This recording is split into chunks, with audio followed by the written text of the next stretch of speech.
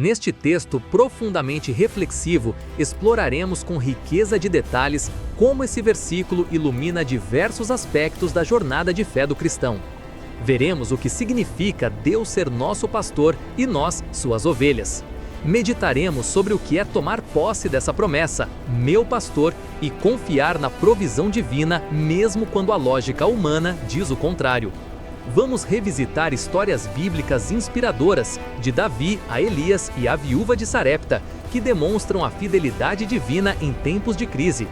Também refletiremos sobre a diferença entre a abundância segundo Deus e as soluções limitadas do nosso próprio entendimento.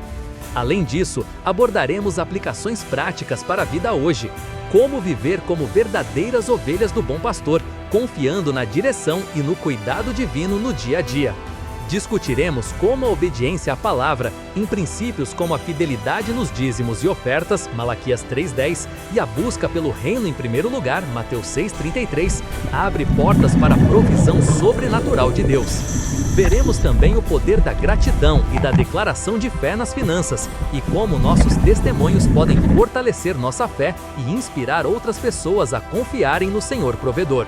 Por fim, examinaremos a importância de renovar nossa mente, Romanos 12:2, para romper com a mentalidade de escassez e abraçar a mentalidade de abundância que a Bíblia nos ensina. Prepare seu coração para mergulhar em uma jornada espiritual profunda. Ao final, minha oração é que você se sinta encorajado a confiar plenamente em Deus como seu pastor, experimentando a paz que vem da certeza de que nele você tem tudo de que precisa. Vamos juntos descobrir como, de fato, quando o Senhor é o nosso pastor, nada nos falta. O pastor e a ovelha no contexto bíblico. Quando Davi declarou que Deus é o seu pastor, ele recorreu a uma das figuras mais familiares de sua época. Davi havia sido ele mesmo um jovem pastor de ovelhas, cuidando dos rebanhos de seu pai, em Belém. 1 Samuel 17, 34-36. Ele sabia em primeira mão o que envolvia ser pastor. Dedicava sua vida ao bem-estar das ovelhas, guiando-as a pastos verdejantes, buscando aquela que se perdia e defendendo-as dos predadores. Um bom pastor enfrentava leões e ursos para proteger o rebanho, como o próprio Davi fez, pois seu compromisso com as ovelhas era total.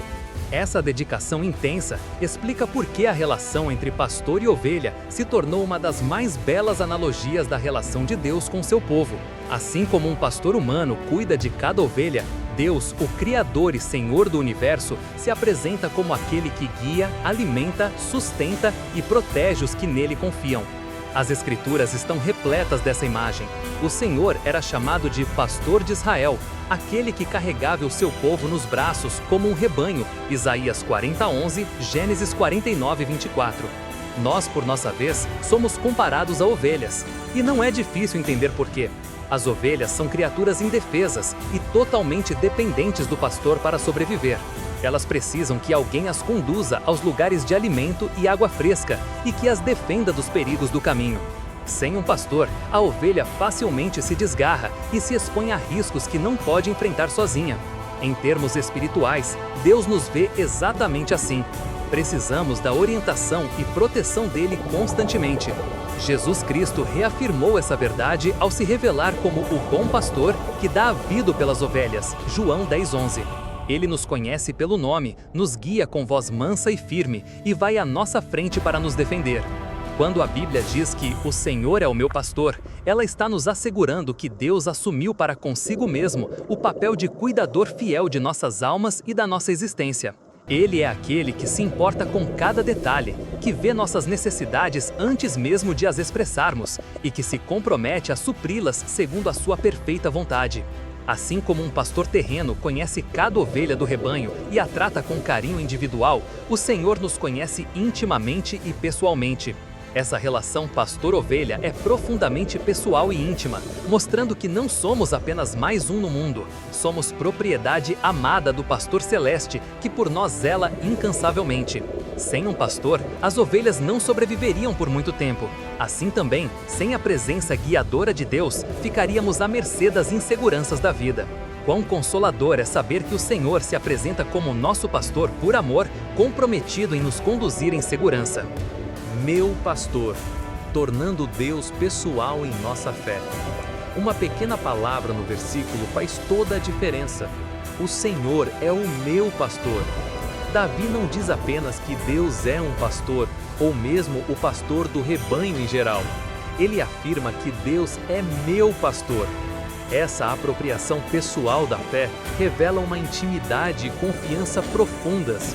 Significa que Davi tomou posse dessa relação. Para ele, Deus não era uma ideia distante, mas um guia presente e real em sua própria vida. Chamar Deus de meu pastor implica um relacionamento vivo e direto. É reconhecer que, apesar da grandeza e santidade de Deus, Ele se importa comigo individualmente e deseja guiar meus passos. O Salmo 23 nos convida a ter essa mesma postura de fé apropriadora. Nós também podemos dizer, com convicção, que o Senhor é nosso pastor, meu, seu, de cada um que o recebe.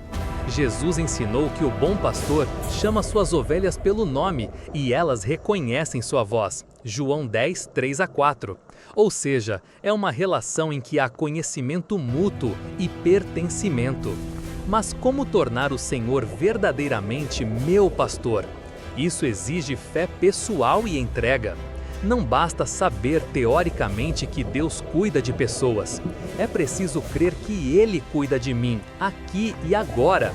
Muitas vezes podemos ler promessas bíblicas e pensar: que lindo isso que Deus fez por Davi, mas duvidar que seja verdade para nós. Precisamos atravessar da informação à convicção pessoal. Um caminho para isso é a meditação e a oração sobre a palavra. Por exemplo, ao ler "O Senhor é o meu pastor, nada me faltará", podemos orar: Deus, quero que essa verdade se aplique a mim. Seja o meu pastor de forma plena, cuida de mim como cuidou de Davi. Conforme oramos e refletimos, o Espírito Santo trabalha em nosso coração, gerando a certeza de que essa promessa é sim para nós. Esse processo de apropriação da fé pode envolver etapas. Primeiro, conhecemos a promessa. Depois, desejamos que ela seja real em nossa vida. Então, declaramos nossa fé nela e a reivindicamos como verdade pessoal, até que, enfim, nosso coração descansa na convicção de que Deus é nosso pastor e supridor fiel.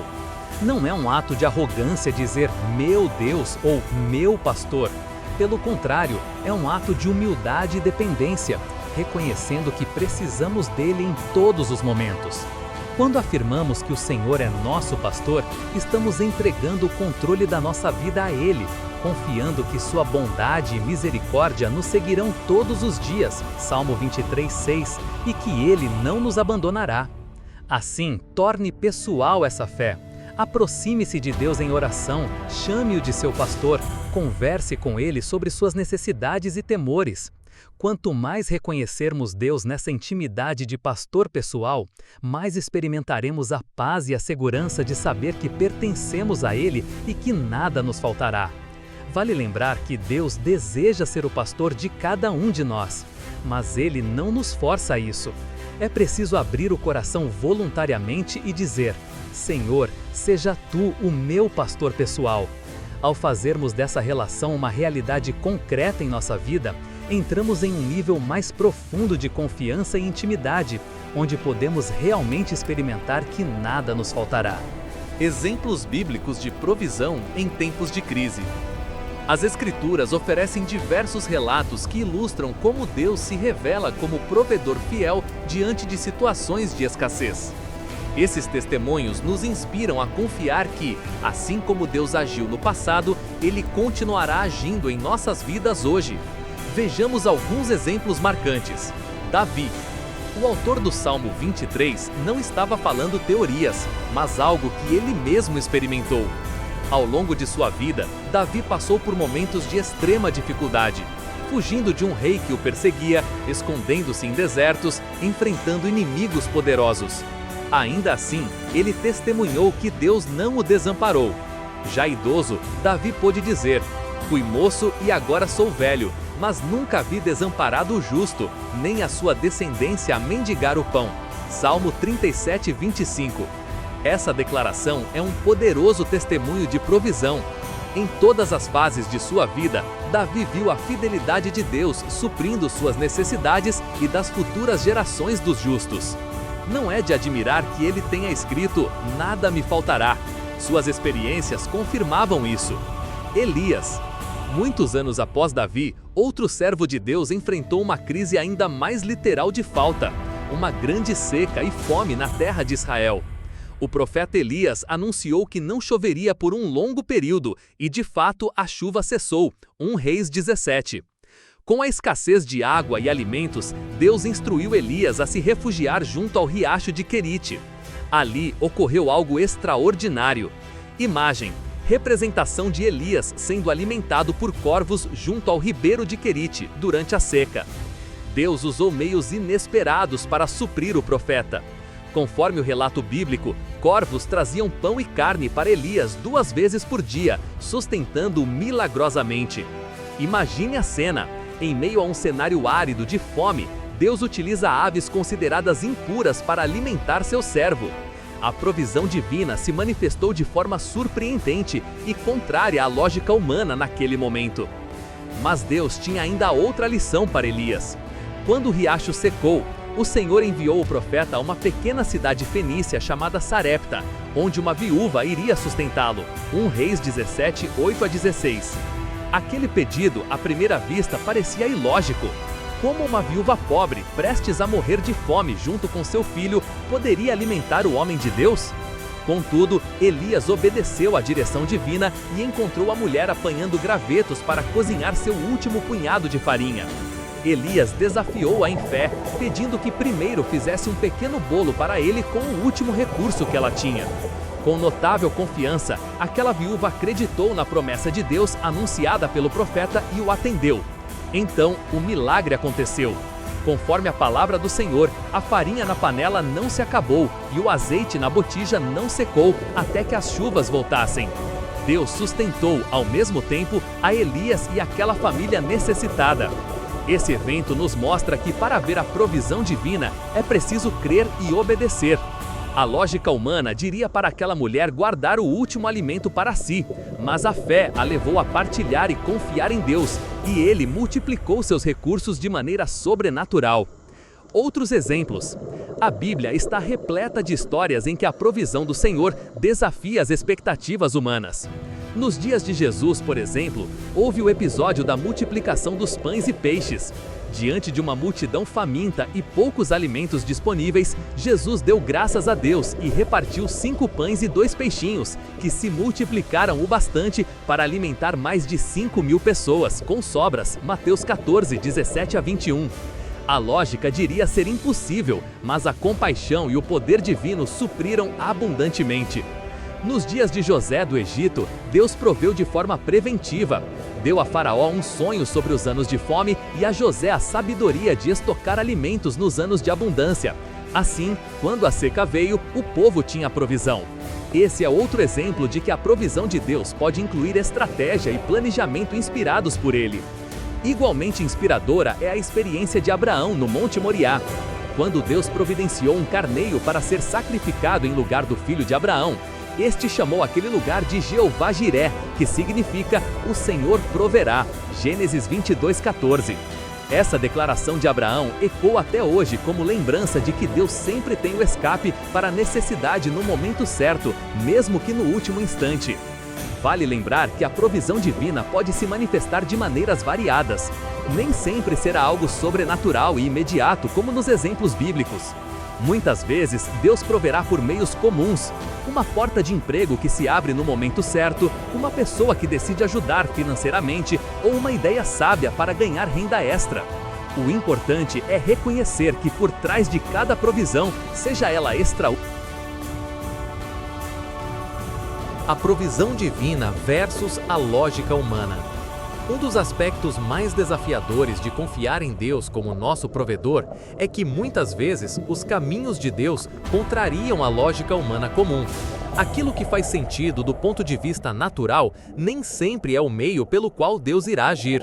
A Bíblia afirma claramente: porque os meus pensamentos não são os vossos pensamentos, nem os vossos caminhos os meus caminhos, diz o Senhor. Isaías 55:8. Isso significa que a provisão divina segue uma lógica mais elevada e muitas vezes inesperada. Vimos isso nos exemplos anteriores. Quem imaginaria que corvos alimentariam Elias, ou que uma viúva na miséria seria a chave para sustentar o profeta?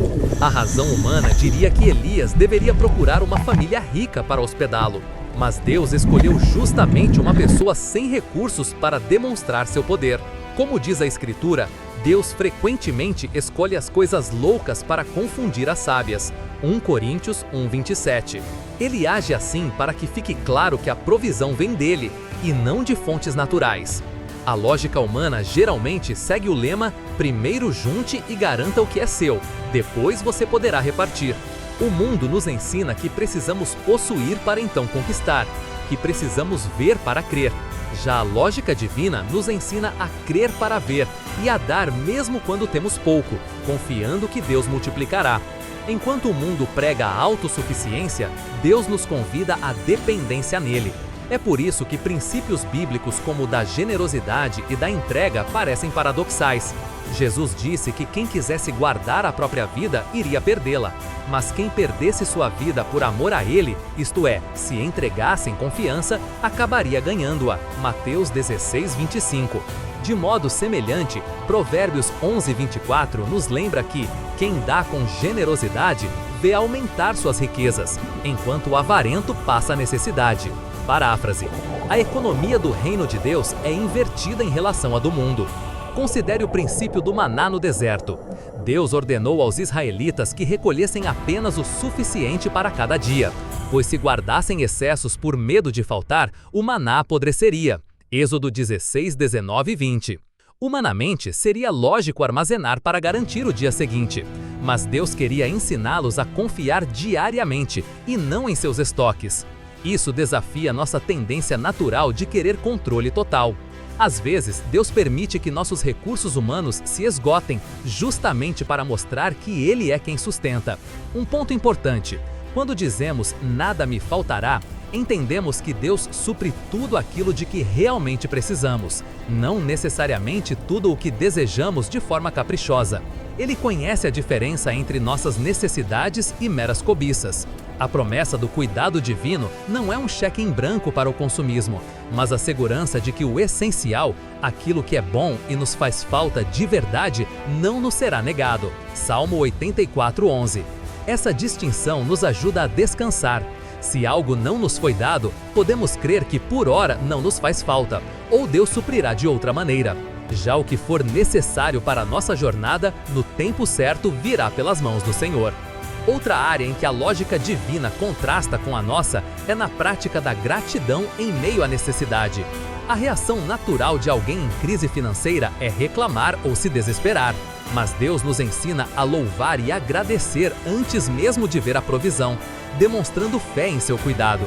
Foi o que Jesus fez ao multiplicar os pães. Antes do milagre, ergueu os olhos ao céu e agradeceu ao Pai pelos pães que humanamente eram insuficientes. João 6:11. Ato ilógico para muitos, mas aquele agradecimento trouxe à existência a abundância. Da mesma forma, Paulo e Silas, mesmo presos e machucados, oraram e cantaram louvores a Deus à meia-noite na prisão. Resultado, Deus enviou um terremoto que os libertou. Louvar em meio à escassez ou dor é contrariar a lógica natural, mas é alinhar-se com a fé no Deus do impossível. Em resumo, aprender a confiar na provisão divina significa aceitar que nem sempre compreenderemos o como ou de onde virá a bênção. Nossa parte é obedecer à voz de Deus e crer. A de Deus é suprir, muitas vezes de modos surpreendentes. Quando trocamos a lógica da autossuficiência pela lógica do reino, que valoriza a fé, a obediência e a dependência, abrimos caminho para ver milagres e provisões que o mundo não pode explicar. Afinal, Deus não está limitado pela lógica humana. Ele se deleita em realizar o impossível, justamente para demonstrar sua glória e nos ensinar a confiar plenamente nele. Vivendo como ovelhas que confiam no pastor. Saber que Deus é nosso pastor é confortante, mas precisamos traduzir essa confiança em atitudes diárias. Como viver, na prática, como ovelha sob os cuidados do bom pastor? Eis algumas direções. Buscar a direção de Deus. Assim como o pastor guia suas ovelhas, permita que Deus guie suas decisões. Busque direção em oração e confie em sua sabedoria. Ele não apenas conhece o caminho, mas também nos oferece a paz necessária para enfrentar os desafios com confiança. Provérbios 3:6 nos encoraja: reconhece o Senhor em todos os teus caminhos, e Ele endireitará as tuas veredas. Ao invés de confiar apenas em nosso próprio entendimento limitado, precisamos aprender a ouvir a voz do Espírito Santo, que fala por meio da palavra e ao nosso coração, e permitir que Ele nos guie para pastos verdejantes. Largar a preocupação e exercitar a fé.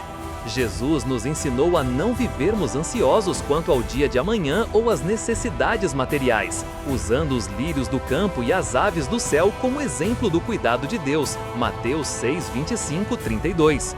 Se Deus alimenta as aves e veste as flores, não fará muito mais por vós, homens de pequena fé? Mateus 6:30. Viver como ovelha é descansar na segurança de que o pastor está no controle. Em vez de ceder à ansiedade financeira, que é tão comum em nossa sociedade, somos chamados a entregar nossas preocupações a Deus em oração. Filipenses 4:6-7 diz para não andarmos ansiosos por coisa alguma, mas apresentarmos tudo a Deus com orações e ação de graças, então a paz de Deus guardará nossos corações. Também somos convidados a lançar sobre Ele toda a nossa ansiedade, pois Ele tem cuidado de nós. 1 Pedro 5:7. Isso é viver pela fé. Quando surge um temor de falta, escolhemos confiar em vez de nos desesperar. Podemos dizer a nós mesmos: o Senhor é meu pastor, Ele não vai me deixar faltar o necessário. Vou fazer o que está ao meu alcance e descansar no cuidado dEle. Cultivar o contentamento. Em uma cultura que estimula a insatisfação constante, ser grato e contente é um ato contracultural e de fé. O apóstolo Paulo, que conheceu tanto a abundância quanto a necessidade, afirmou: aprendi a viver contente em toda e qualquer situação. Filipenses 4:11. Isso não significa comodismo ou falta de sonhos, mas uma confiança inabalável de que Deus está suprindo o que precisamos no momento presente. Contentamento vem de saber que nosso valor não está nas coisas, mas em Deus, e que Ele sabe exatamente do que temos necessidade. Quando praticamos agradecer pelo que temos, em vez de reclamar pelo que nos falta, fortalecemos em nós a certeza de que Deus é provedor e experimentamos mais paz. Mantenha-se diligente e confie. Confiar em Deus não quer dizer cruzar os braços ou agir com preguiça. Pelo contrário, a própria Bíblia nos incentiva ao trabalho esforçado, Provérbios 10:4, e à excelência no que fazemos, Colossenses 3:23. O pastor guia as ovelhas aos pastos verdejantes, mas elas precisam caminhar até lá e comer da relva. Assim, Deus abre portas e oferece oportunidades, mas cabe a nós aproveitá-las. Ore e confie, mas também faça a sua parte, sabendo que o Senhor abençoa o empenho e honra os que são fiéis também no natural. A diferença é que agora nós trabalhamos sem aquela ansiedade sufocante, pois entregamos os resultados nas mãos de Deus. Lembrar das promessas e do cuidado passado. Uma ovelha que já foi resgatada pelo pastor de situações difíceis tende a confiar nele nas próximas vezes. Da mesma forma, devemos constantemente trazer à memória aquilo que já vivemos com Deus.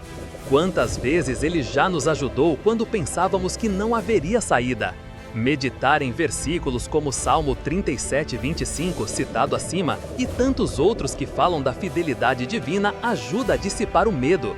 O Salmo 103:2 nos exorta: bendiga ao Senhor, ó minha alma, e não se esqueça de nenhuma de suas bênçãos. Ao lembrar o que Deus fez, nossa fé é renovada para o presente. Em suma, viver como ovelha sob os cuidados de Deus envolve confiar na direção dele, descansar em suas promessas, rejeitar a ansiedade e abraçar o contentamento e a gratidão. Significa também obedecer a sua voz mesmo quando não entendemos completamente o caminho, como uma ovelha que simplesmente segue o pastor porque sabe que é bom. Dia a dia, ao adotarmos esses hábitos de fé no cotidiano, experimentaremos mais paz e menos ansiedade. Nossa própria vida se torna um testemunho vivo de que Deus cuida dos seus filhos e não deixa faltar o bem aos que andam em integridade. Salmo 84:11. a chave que abre a porta da provisão. Em toda a Bíblia, vemos um princípio recorrente. A bênção de Deus está vinculada à obediência à sua palavra. Não se trata de comprar o favor divino, mas de alinhar-se com os propósitos e princípios do reino, criando assim um ambiente propício para que a provisão se manifeste. A verdade é que a fé genuína sempre se expressa em obediência. Quando confiamos em Deus como nosso provedor, demonstramos essa confiança obedecendo ao que Ele nos instrui a fazer. Por outro lado, quem está em desobediência dificilmente desfrutará da provisão divina, pois está desconectado da fonte das bênçãos. Um exemplo claro é o ensino de Malaquias 3:10 sobre os dízimos. Deus convida seu povo: trazei todos os dízimos à casa do tesouro, para que haja mantimento na minha casa, e provai-me nisto, se eu não vos abrir as janelas do céu e não derramar sobre vós uma bênção tal, que dela vos advenha a maior abastança. É notável, Deus literalmente diz: ponham-me à prova nisso, ou seja, obedeçam trazendo o que me pertence, os dízimos, e verão se eu não cuidarei de vocês com abundância. A obediência financeira, nesse caso, é um ato de fé que libera a provisão divina. Muitos cristãos podem testemunhar experiências de provisão inesperada quando decidiram obedecer a Deus em fidelidade nos dízimos e ofertas, mesmo quando os números no papel não fechavam. Deus honra quem o honra, e obediência é uma forma de honra. O próprio Jesus reforçou essa dinâmica ao ensinar sobre preocupações materiais. Depois de dizer para não andarmos ansiosos como o que comer, beber ou vestir, pois o Pai Celestial sabe do que precisamos, Ele deu a fórmula da prioridade correta. Mas buscai primeiro o reino de Deus e a sua justiça, e todas essas coisas vos serão acrescentadas. Mateus 6,33.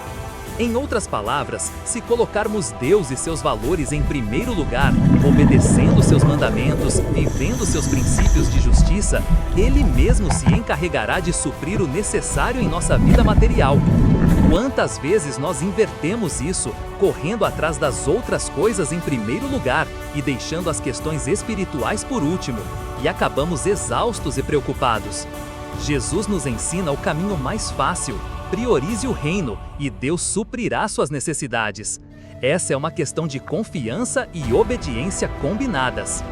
Obediência como chave para a provisão também se revela em orientações específicas que Deus pode nos dar.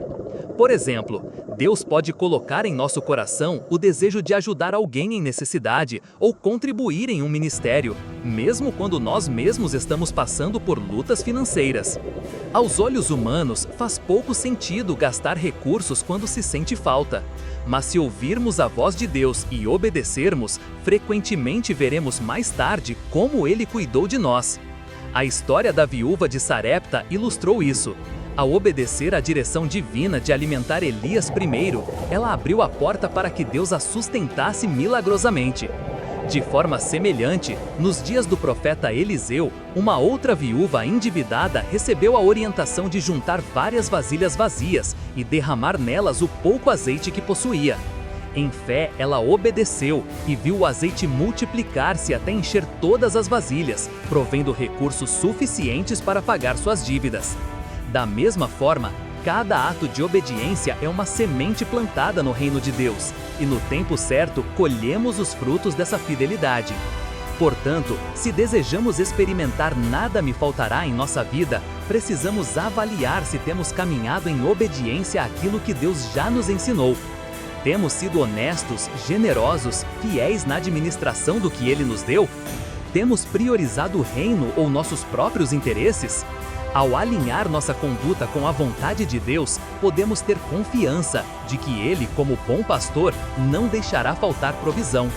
Como diz Deuteronômio 28, as bênçãos nos alcançam quando ouvimos e obedecemos a voz do Senhor. A obediência abre as comportas do cuidado divino sobre nós.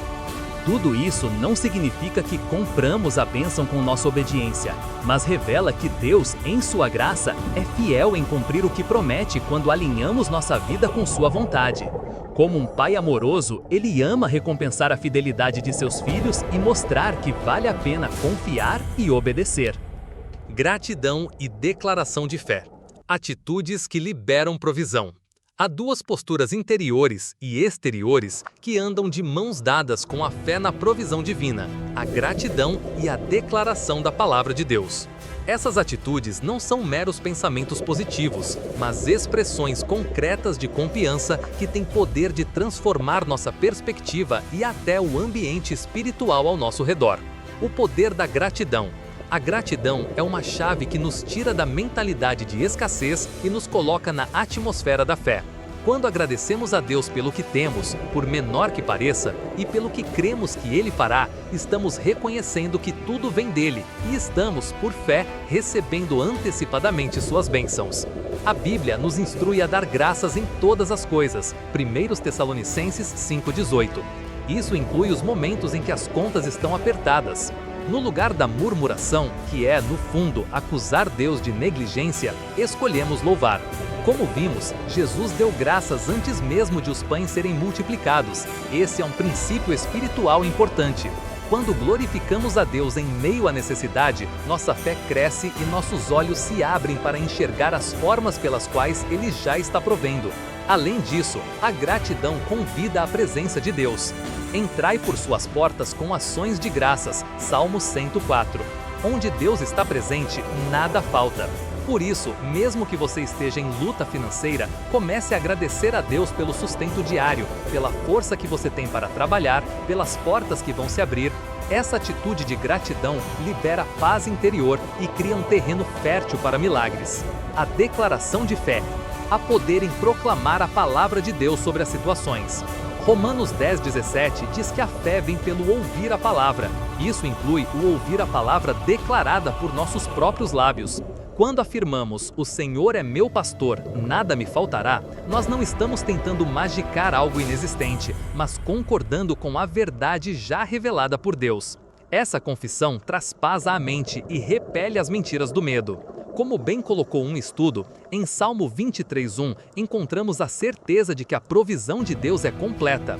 E para quebrar a mentalidade de escassez, precisamos renunciar às mentiras e começar a confessar a verdade da palavra de Deus sobre nós.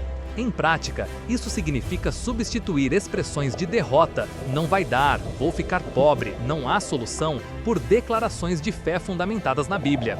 Deus suprirá cada uma das minhas necessidades segundo suas riquezas. Filipenses 4,19. Creio que verei a bondade do Senhor na terra dos viventes. Salmo 27,13. O Senhor é meu ajudador, não temerei. Hebreus 13,6, entre tantas outras. Ao declararmos verbalmente tais verdades, nós alimentamos nossa própria fé e também resistimos à investida de dúvidas ou setas de desânimo que possam vir à mente. Provérbios 18:21 diz que a vida e a morte estão no poder da língua. Portanto, usar nossa língua para concordar com Deus é parte vital de viver pela fé. Isso não quer dizer que nunca reconheceremos as dificuldades. Não se trata de negação da realidade, mas significa que escolhemos qual realidade terá a última palavra. E para o cristão, a última palavra deve ser sempre a palavra de Deus. Se ele diz, nada te faltará, então digamos o mesmo, com convicção e esperança. Com o tempo, essa postura transforma nosso modo de encarar a vida. Deixamos de falar em termos de carência e passamos a falar a língua da fé e da abundância, que não é necessariamente riqueza, mas plenitude de provisão no que realmente importa.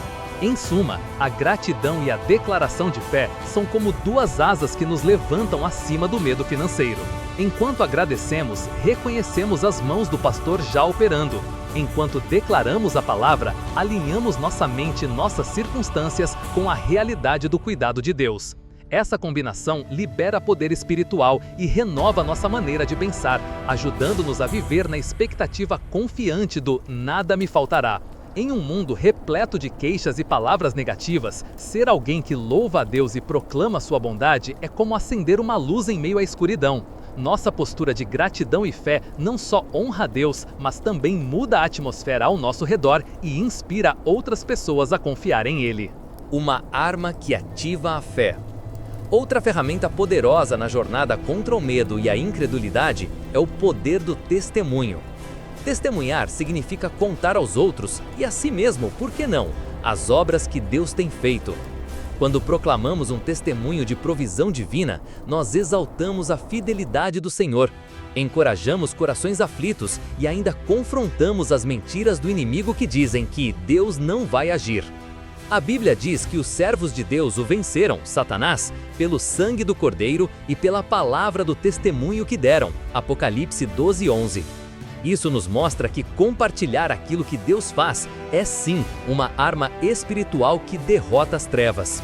Nos Salmos, vemos repetidamente os fiéis declarando as bênçãos de Deus para que as futuras gerações saibam e confiem. Salmos 145, 4-7. Quando relatamos como o Senhor foi meu pastor e nada me faltou em determinada situação, alimentamos a fé de quem ouve para que também creia que nada lhe faltará. É como acender uma chama em outros corações.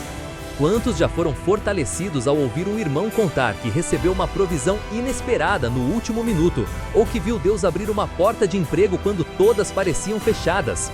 Esses relatos reais funcionam como faróis de esperança na escuridão da dúvida. Além disso, compartilhar nosso testemunho reforça nossa própria confiança. É interessante como, ao verbalizar o que Deus fez, nossa gratidão se renova e percebemos ainda mais claramente o cuidado dele. O salmista dizia: "Bendirei ao Senhor o tempo todo, os meus lábios sempre o louvarão. Os humildes ouvirão e se alegrarão." Salmo 34, 1 e 2. Ou seja, ao louvar e contar as grandezas de Deus, até outros se alegram. Nós podemos usar intencionalmente o testemunho como uma estratégia de combate ao medo da escassez. Sempre que se deparar com uma preocupação financeira, lembre-se de algo concreto que Deus já fez por você ou que você ouviu que Ele fez na vida de outro. Traga à memória esses casos de provisão como quem consulta um álbum de vitórias. Comece a agradecer a Deus por aquele testemunho e declare que Ele é o mesmo hoje.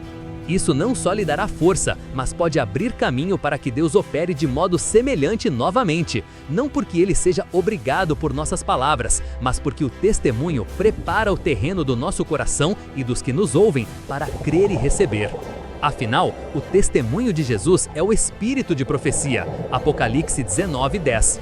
Ou seja, o que Jesus fez testificado por alguém se torna uma profecia de que Ele pode fazer de novo. Por isso, não esconda as bênçãos que Deus lhe concede. Conte-as, diga ao mundo, ou ao menos aos amigos próximos, como o Senhor tem sido seu pastor. Seu testemunho pode ser a resposta que outra pessoa precisa ouvir para ter sua fé reavivada. E mesmo que você ainda está no processo esperando a provisão, você já tem testemunhos passados que valem ouro. Relembre-os, compartilhe-os e eles se tornarão uma arma contra toda voz de desesperança. Dessa maneira, por meio dos testemunhos compartilhados, a chama da fé vai passando de coração a coração dentro do povo de Deus. A cada vez que você contar como o Senhor o ajudou, estará repetindo em outras palavras: Ele é meu pastor, ontem nada me faltou e amanhã nada me faltará. Renovando a mente para vencer a mentalidade de escassez. Por fim, é fundamental entendermos que a batalha pela provisão se ganha ou se perde em grande parte na nossa mente. Podemos experimentar milagres de provisão, mas se nossa forma de pensar continuar aprisionada ao medo da falta, logo voltaremos à inquietação. Por isso, a palavra de Deus nos exorta: "E não vos conformeis com este mundo, mas transformai-vos pela renovação da vossa mente, para que experimenteis qual seja a boa, agradável e perfeita vontade de Deus." Romanos 12:2. Precisamos trocar a mentalidade do mundo, que frequentemente é de escassez, ansiedade e materialismo, pela mentalidade do reino de Deus, que é de confiança, generosidade e paz. A mentalidade de escassez é, como já mencionamos, uma crença enraizada que nos faz acreditar que não temos o suficiente, seja em recursos financeiros, oportunidades ou amor. Ela se desenvolve através de experiências negativas, como a falta de dinheiro, dificuldades emocionais e até o que aprendemos em nosso ambiente familiar. Muitas vezes, estas crenças se manifestam na forma de frases como "dinheiro não dá em árvore" ou "não sou digno de prosperidade". O problema dessa perspectiva é que ela nos leva a viver em constante medo e tensão, ainda que externamente não falte nada. É como viver sempre esperando o pior, desconfiando de tudo e de todos, inclusive de Deus. Para romper com isso, só mesmo uma intervenção divina na nossa maneira de pensar. Deus nos oferece essa transformação pela sua palavra e pelo agir do Espírito Santo. Renovação da mente significa substituir as mentiras antigas pelas verdades eternas de Deus. Significa permitir que a visão de mundo do Evangelho reeduque nosso coração.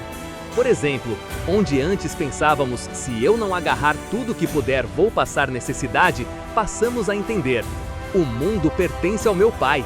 Ele é poderoso para suprir minhas necessidades e me dar muito mais do que eu imagino. Ver Efésios 3:20. Onde antes havia o pensamento, eu sou pobre, nasci assim e nada vai mudar, agora entra, sou filho de um rei, ele cuida de mim e pode mudar minha sorte conforme sua vontade. Essa renovação não é automática, é um processo intencional de encher a mente com as promessas de Deus e rejeitar os padrões deste século. Praticamente, isso envolve dedicação à leitura e meditação na palavra, especialmente nas passagens que revelam o cuidado e a provisão de Deus. Significa também vigiar nossos pensamentos diários. Quando percebemos a antiga preocupação dominando, deliberadamente lembramos das verdades que temos aprendido, e aqui volta a importância da declaração de fé. É como reposicionar a mente toda vez que ela quiser sair do trilho da confiança. Aos poucos, com a ajuda de Deus, vamos adquirindo uma mentalidade de abundância, não no sentido de pensar em luxo ou riqueza, mas de crer que em Deus sempre há suficiência. A abundância, afinal, é o contrário de escassez. Jesus disse que veio para que tenhamos vida em abundância, João 10:10, o que inclui a abundância de paz e de confiança de que Ele suprirá nossas necessidades. Uma mente renovada pela palavra não é mais escrava do medo financeiro. Ela reconhece as circunstâncias, mas escolhe enxergá-las pelos olhos do cuidado divino. Isso muda tudo. Muda como oramos, com mais fé e menos lamúria. Muda como reagimos a notícias econômicas, sabendo que nosso provedor é Deus, não o sistema humano. Muda até nossa generosidade, pois não temos mais medo de ficar, então podemos repartir com alegria. Enfim, romper com a mentalidade de escassez é parte essencial de viver o nada me faltará. E isso é possível quando deixamos que o Senhor, como um bom pastor e também como um excelente pedagogo, nos ensine um novo modo de pensar, o modo da fé e da suficiência nele. Em vez dos antigos pensamentos de derrota, nossa mente passa a refletir as promessas de Deus. Essa mentalidade de abundância nos faz encarar os desafios com serenidade e confiança, pois sabemos que acima de quaisquer circunstâncias, o Senhor nos sustenta. Agora, com a mente renovada, não agimos mais como órfãos desesperados, e sim como filhos bem cuidados pelo Pai Celestial. Até mesmo quando Deus permite uma fase de escassez, seu objetivo é maior: provar a fé e depois trazer ainda mais bênçãos. Lembremos de Jó, que sofreu período de grandes perdas, mas, ao permanecer fiel, viu o Senhor restituir em dobro tudo quanto antes possuía. Diante de tudo o que refletimos, fica claro que o versículo de Davi não é apenas poesia antiga, é uma verdade viva e transformadora. O Senhor é o meu pastor, nada me faltará. É mais do que uma frase bonita para se colocar na parede de casa. É um convite a uma vida de confiança radical em Deus, de liberdade em relação ao medo financeiro e de experiência concreta da provisão divina em todas as áreas.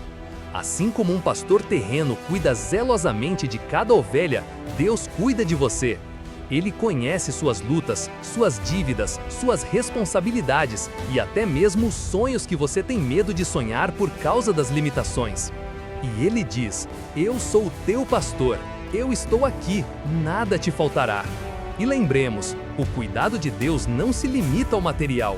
Jesus se apresentou como o bom pastor que dá a vida pelas ovelhas, João 10:11.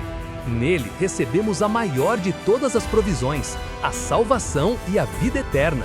Se Deus já nos deu seu próprio Filho por amor, prova derradeira de provisão e cuidado, como não nos daria também as demais coisas de que precisamos? Romanos 8:32. Essa perspectiva coloca nossos temores em descanso. A obra redentora de Jesus é a garantia de que podemos confiar plenamente em Deus, tanto para a eternidade quanto para as necessidades do dia a dia. Talvez, ao ler estas linhas, você se identifique com a ovelha que está atravessando um vale escuro, quem sabe um desemprego prolongado, dívidas acumuladas ou medo constante de não conseguir sustentar a família. As circunstâncias ao seu redor podem até sussurrar que não há saída, mas ouça a voz do bom pastor através da sua palavra. Não temas, porque eu estou contigo. Não te assombres, porque eu sou o teu Deus. Isaías 41:10. O primeiro passo para sair da mentalidade de escassez e do medo é crer nessa verdade. Você tem um pastor que não falha. Entregue a ele seu coração ansioso, confesse seus temores e permita que ele o carregue nos braços se for preciso. Lembre-se de cada promessa explorada aqui. Deus suprirá cada uma de suas necessidades em glória. Se você buscar o reino em primeiro lugar, ele acrescentará o que for necessário.